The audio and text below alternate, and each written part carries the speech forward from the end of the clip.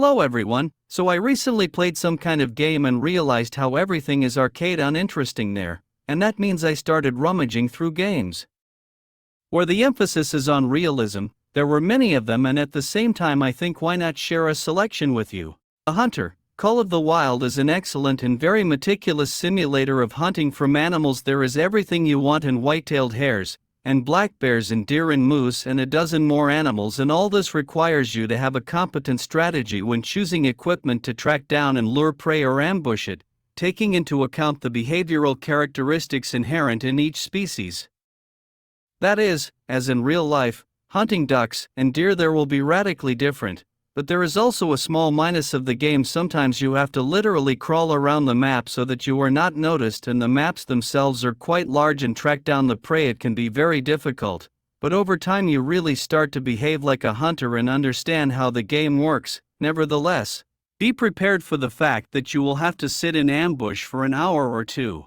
Hunt Showdown is a specific but cheerful and very beautiful toy that provides an excellent opportunity to act as a witch hunter. Of course, in terms of enemies and everything else, there is zero realism here, but the game is realistic in the little things, reloading one cartridge at a time, realistic ballistics and physics, and all this adds hardcore.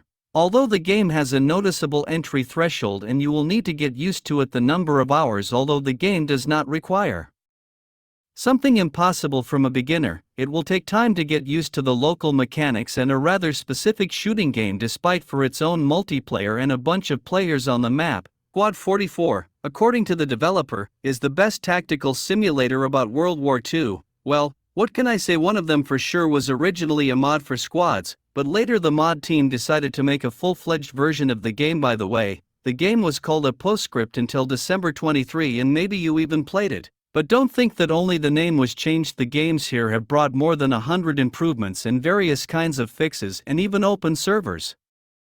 In the CIS, the game itself, as I said earlier, in the setting of the Second World War, the locations are very cool and many are recreated reliably. Just here 20 large-scale battlefields, more than 80 realistic weapons from the Second World War, and more vehicles are very useful. I advise you to play with friends because tactics are not in the last place here.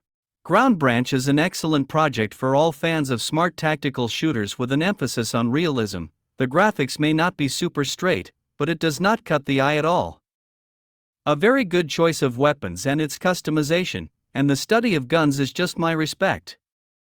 The gameplay for everyone is both online and PvE mission modes that can even be completed in a cooperative. It will deserve special praise. Night missions, since you can generally put a horror label here, because you just start to be afraid of every rustle and forget about counting bullets at all if you play at night. Then it lands the entire BK in the direction of the first flash or any noise. Is highly recommended to try to all fans of tactical shooters and those who wanted to try themselves in this, playing some kind of escape from the Tarks.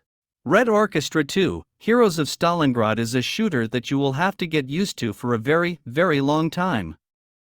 There is no crosshair sight here, so shooting from the shoulder is the only way to get a fight from a machine gun from 20 meters at the target. At first it will be very difficult because the spread is very large. Rifles have ballistics that forces you to make adjustments during shooting and aim a little higher than the target when whistling past bullets and exploding shells. All this puts a lot of pressure on the psyche of the hero, so do not be surprised if your character's hands suddenly shake. Of course, there is also a shelter system with the possibility. I'll include something else in the volume in the setting of the Second World War. Red Orchestra 2, Heroes of Stalingrad is an excellent choice. 6 Days in Fallujah, unlike previous games, it is aimed at realism and not at arcade shooters. The devil will break his leg here himself, so I dug up 2 friends who have already played a couple of missions but have never passed them.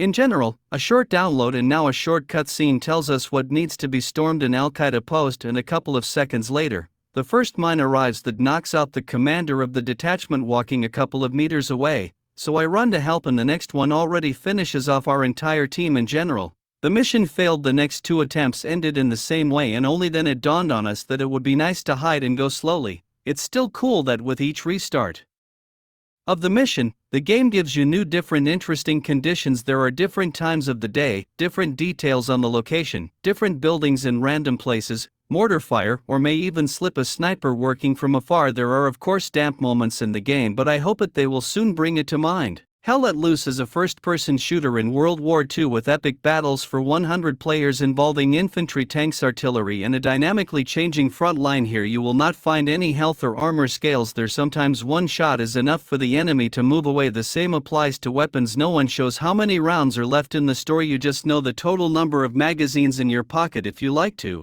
recharge after a couple of shots, then be ready to say goodbye to the cartridges that will be thrown away. Along with it comes down to a battle between two teams on a large map, and each a team of up to 50 people who are divided into units as an infantry, tank division, and a reconnaissance squad. The goal of the game is to reach the critical sector of the enemy and capture it, or, after the timer expires in 90 minutes, have more captured sectors on the map. Tom Clancy's Ghost Recon Breakpoint tasks are divided into plot and additional tasks to support factions. However, there are no special differences between them, and in general the missions are very familiar to those who played The Forest: to find, evacuate the VIP, to defend the point, drive the car, destroy the warehouse, eliminate the object, and all that. Although in this part there are many more missions consisting of several stages plus, from the Creed of the Odyssea Killer, Ubisoft moved the research mode here, in which the point of completion of the task is described only approximately, well, like in such and such an area south of such and such an object. In general, I think you understood. They promised a new survival simulation. Well, everything is somehow elementary here: collecting resources, cooking rations. The truth is that you forget about the need to eat literally after half an hour of the game. That is, you cannot really go through the game at all using these gameplay elements. The graphics here are very beautiful, as you can see for yourself, but the truth is that the requirements of the game are high, so something on consoles quite some soap. I played it at one time on PS4 Pro and somehow everything is sad there.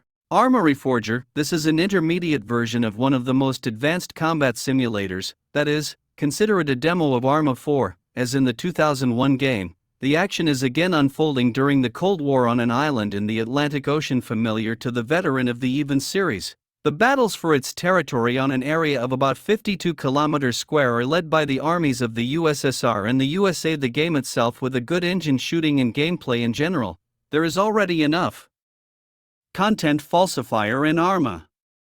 There are helicopters, armored personnel carriers of various kinds, there are cars, convenient and intuitive arrangement of the base, and what else is actually needed? And the community is quite here: a self-friendly cooperative action movie from the third person. Insurgency is a team tactical first-person shooter. It is not as meticulous as Tarkov, but nevertheless, if you are tired of the casual, outdated helmet of a frenzied pace of magic, you want moderate action and hardcore close to reality, and at the same time you do not want to play military sims like there are squads of Arma, then this game will really suit you.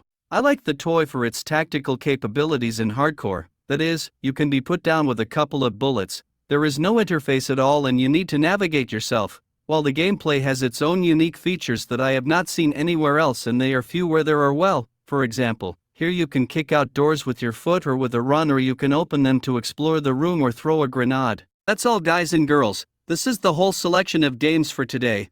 Thank you for watching. I'm waiting for you to be active there. Like, subscribe, and share the video. But that's all for now. See you soon.